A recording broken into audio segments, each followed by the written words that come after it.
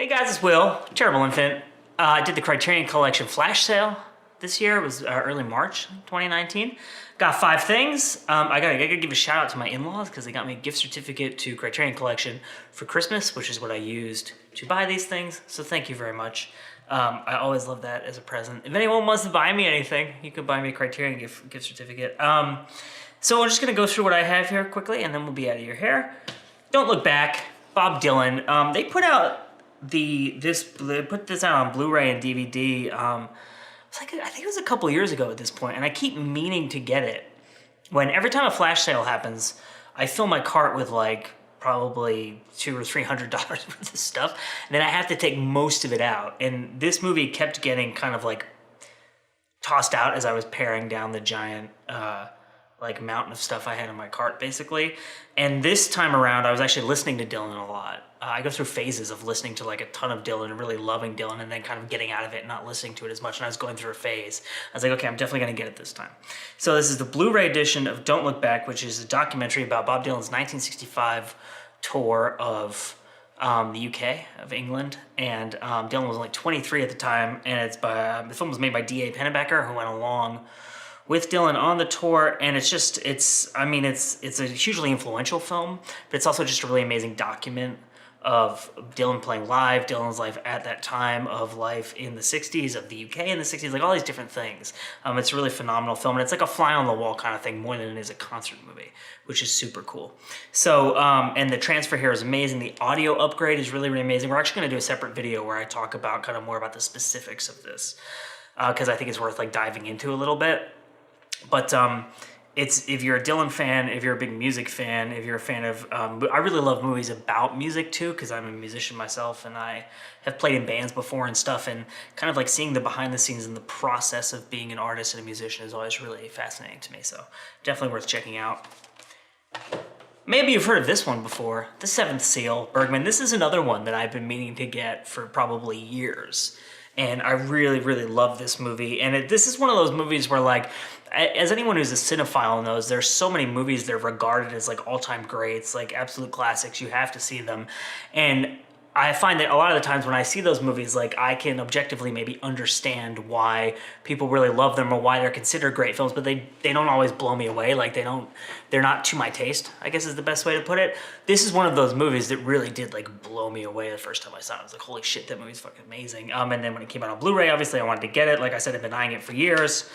I popped that open for you. There you go. Probably all you see is black and glare, but we're gonna do like over-the-shoulder unboxings of all of these too, so you can get a closer look at them. But this is just such a great movie. I mean, it's a very, very, very heavily parodied movie too, because it's the movie in which the knight returns to Sweden from the Crusades, and it's during the plague, and he plays a game of chess with death, basically, for his life. He's like trying to trick death into not taking his life. And it's a very kind of like surreal, heavily symbolic, almost kind of like nightmarish movie. Really fantastic. I mean, you don't need me to sell you on The Seventh Seal. What do we have next? We have The Soft Skin. This is the other movie that I really love. And again, these are like all movies that I keep meaning to buy and I never do. So this is Truffaut. And I love, love, love Truffaut, which you may or may not know. I'm not sure if I've mentioned this on the channel before. Obviously, if you know me personally, you probably know I love Truffaut. I do this thing with myself where I try to like choose the holy trinity of cinema, like who are my 3 favorite filmmakers, and it obviously is constantly revolving based on what I'm watching at any given moment, but there have been very long periods in my life when Truffaut has been on there. So this was released in 1964, and the thing that I love about this movie is, so this movie is very often criticized for having like a trivial story. It's about a professor who's having an affair. But what's really fascinating about this movie to me, what's really, really obvious if you know Truffaut's work at all, is that what he's doing is he's taking this kind of maudlin drama of a professor who's having an affair, but he's using the cinematic techniques of thrillers. So he's basically employing the visual language of Hitchcock to externalize the inner turmoil of the characters. It's almost like an expressionist thing. And it's just fascinating. The way it's done is fascinating. And what he's doing is he's taking, because typically I would say formalism in film applies to the physical aspects of the movie, not the internal lives of the characters. And Truffaut is really interested in But if you've seen Shoot the Piano Player, which is his second film, he takes the trope of the voiceover from film noir, but instead of having the characters talk about the other characters or the physical plot or what typically you would hear someone talking about in a film noir voiceover, Maltese Falcon style, whatever, they're talking about like their romantic personal lives. But it has the conventions of film noir. So he really likes taking these things that are typically applied to the physical external aspects of what is going on in a film and flipping them on their head so that they're addressing the inner lives of the characters. And so, and because of that, I find this movie fascinating and I just really love it. And it's one of my favorite Truffaut films. And so I would heavily recommend it to you if you haven't seen it. It's not one of his more famous movies, I don't think, but it is very well regarded by people who like Truffaut or are big fans of French cinema. So, and again, that came out in 1964. Next, we have Andrei Rublev, which I've actually never seen this movie before. This was, so a lot of times when these movies are remastered or touched up for Blu-ray, for 4K releases or whatever, they'll show them in certain theaters for like very short runs. And this was shown in Santa Monica at the Aero Theater for I think just one night. They did a Tarkovsky series and I really wanted to go, but it was a day I couldn't go. And this movie is one of those movies that there was like a crummy VHS available for a while and then there was like an import DVD. It was like kind of hard to find on like a nice edition that would be worth sitting down. And if you don't know, this movie is over 3 hours long and it is about an artist in medieval Russia. And it's one of Tarkovsky's earlier films. I think this is his second film. And excuse me. So this contains a 183-minute cut of the film, but then also a 205-minute version of the movie that was like the original cut of the film that was then pared down a little bit. So I'm very excited to watch this. I'm really, really into Soviet cinema as like a culture and a history to be studied, but I haven't seen a ton of Soviet films. And Criterion Collection recently released Stalker, Solaris, this on Blu-ray. They just announced that they're putting out like the 7-hour Soviet version of War and Peace soon on Blu-ray. And so, which I'm really excited about to be able to like explore Soviet film. Mike is born in the Soviet Union. He's just looking at me stone-faced. Oh my God. He's being a total Soviet over there in the corner.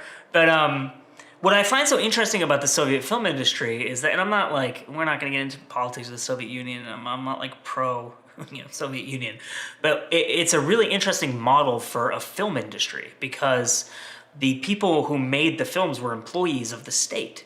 And so they were employed year round. So it wasn't like in Hollywood where it's like, okay, we have, these 3 months during which this actor, this director, and this writer, this cinematographer are all available, so we got to rush this movie out, and what we get is what we get, and maybe we could do some reshoots, but it's going to be what it is, and very often the product is not perfect, and it's not really heavily invested in terms of the time on the effort of the creative people who are involved in it.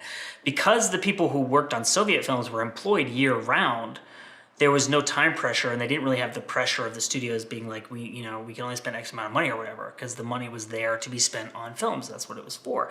And so Tarkovsky could go and spend 2 years making a movie. No one was losing any money. It wasn't like he had to go and do some other job. And I think it's very conducive to creating the best films that you can possibly create with the talent that you have, basically. So I'm very excited to watch this movie. That was a weird tangent. I apologize for that. And finally, Godard. I can't do a flash sale without buying something from Godard. So this is made in the USA. This came out in 1966. Anna Karina is in it, and it is very much a part of his like creative explosion of the early 60s. Obviously Breathless. My favorite Godard film is actually Weekend, which is from that period. But there's, Band of Outsiders, A Married Woman, Masculine Feminine. I'm forgetting a bunch of them because he made so many movies in that time period.